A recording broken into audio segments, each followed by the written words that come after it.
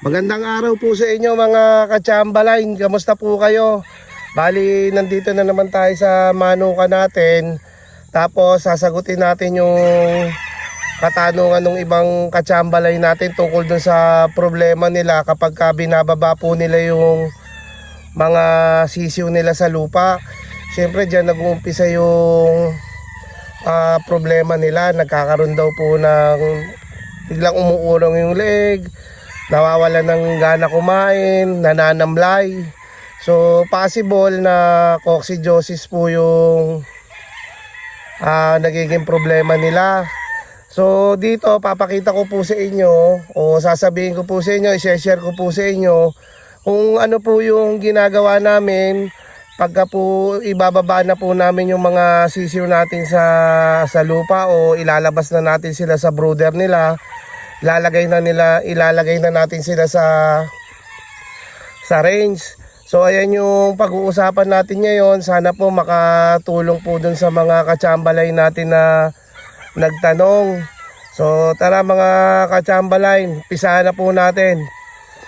Ito po mga ka-Chamberlain yung bagong baba namin dito sa labas. Bali 4 days na po sila na nandito. Bali yan, makikita nyo po na kakawala na sila, nasa lupa na sila. Yung unang araw po nila, binigyan na po namin sila ng Amprolium liquid.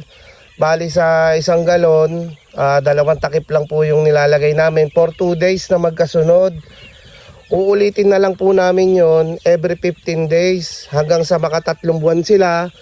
Pag 3 buwan na po sila, hindi na po kami nagbibigay noon. Ini-stop na po namin. More on vitamins na lang po tayo. Bali, mapapansin po ninyo, 4 na araw na, wala po dyan naglulungkot. Wala pong nananamlay. Wala po dyan na irregular yung pagdudumi. So, magaganda po yung mga ipot nila. Alam nyo naman, ang sisiw, madampot po yan eh. Once na naibaba na natin yan, kung ano-ano na po yung pwede nilang makain. So yung Amprolium liquid po na ginagamit namin dito, malaking bagay po. Yung mga napalaki natin na mga October born, ganun din po yung ginawa namin. So yung sistema, inuulit lang po namin tuwing may bago kaming sisiw. So katulad nyan, may 4 na araw na sila na nandito. Wala pa pong nagluloko. So natapos kami ng 2 days na pagbibigay ng Amprolium liquid. Nakaiwas kami rin sa yung pagdudumi nga po nila, yung pag-urong ng lego, yung pananamlay nila. Uulitin na lang po namin yan kada 15 days. After na makaedad sila ng 3 months, i-stop na po kami. More on vitamins na po. So ganun lang po yung ginagawa namin mga ka-Chamberlain. Nagbibigay po kami ng Amprolium para po makaiwas po dun sa pagkakasakit po nila. So yan, makikita nyo naman po, ayan yung pruweba natin na wala po talagang matamlay dyan. So sana po dun sa mga ka-Chamberlain natin na nagtanong, nakatulong po yung nabanggit ko o na-share ko po sa inyo. Ito naman mga ka-Chamberlain yung sinundan ng sisiw na pinakita ko po sa inyo. Yung binigyan natin ng Amprolium.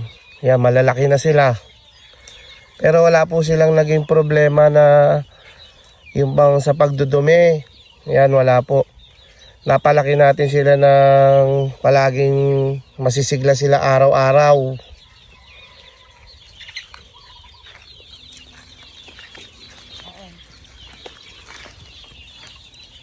Ayan po, nandun sila sa loob eh. Hindi ko lang mapasok eh. Pero ayan po, natatanong naman natin. So, na-share ko na po sila sa inyo. Nandahan-dahan natin dito para hindi sila magulat. Makuna natin sila ng maayos.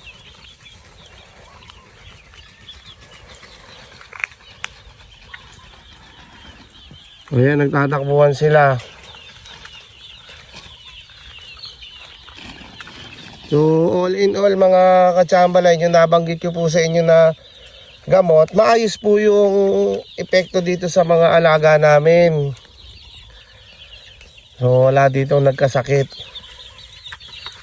Yan, nagpapakain si Estong. Siya yung may toka dito.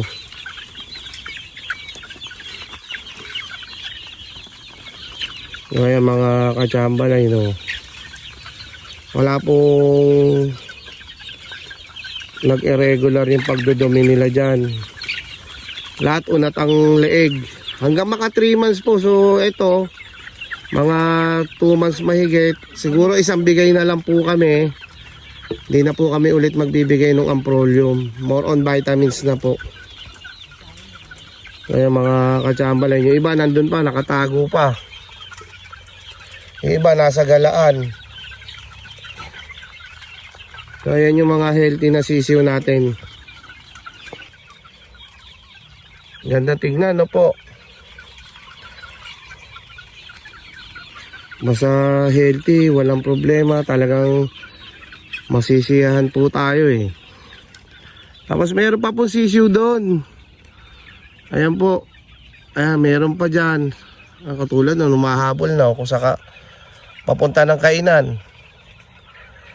So madinig nila kumakain yung mga kasama nila, pupunta yan.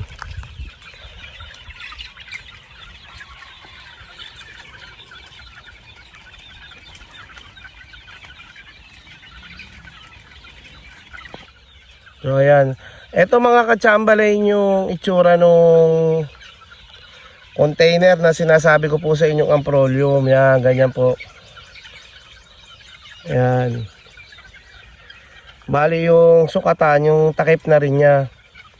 Yung 1 galon, 2 takip po yan. Bali 4 liters po yan, di ba po? So ayan po, ito po yung itsura niya. Ito naman mga katsambalay yung unang batch na nilagay natin dito sa range. Sila bali yung nauna dito. Yan, ito hindi na po namin binibigyan ng amprolium yan. Kasi 3 months na sila. So more on vitamins na po. Medyo kita nyo po yung paano sila lumaki. Kita nyo po sa tindigan, no, yung leeg, mga unat, maganda yung featherings nila.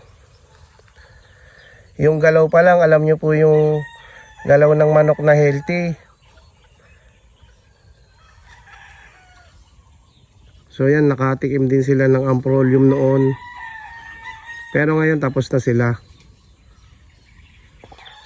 Andyan yung kainan nila mga katsambalay sa ilalim po ng puno ng mangga. Yan kasi malamig, malilim. So kahit na mag-imbak tayo ng tubig dyan, hindi po may initan, pati po yung mga kainan nila.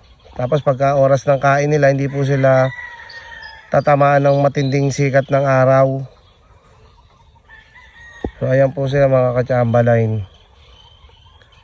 Ibig sabihin lang po, pinapakita ko lang po na yung problema po na na-experience ng ibang katsambalay natin tungkol po dun sa pag naibaba na po sa lupa yung mga sisiw nila, eh nagkakaroon po ng problema. Kami naman po, dahil po dun sa na-share ko po sa inyo, naiwasan po namin yon.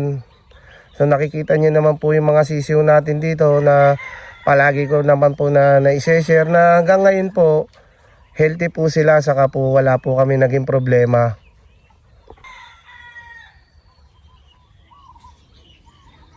Yung iba po kasi mga katsambalay nasa galaan eh. Kaya hindi ko po sila makuna ng sama-sama dito. Maluwang po kasi ito.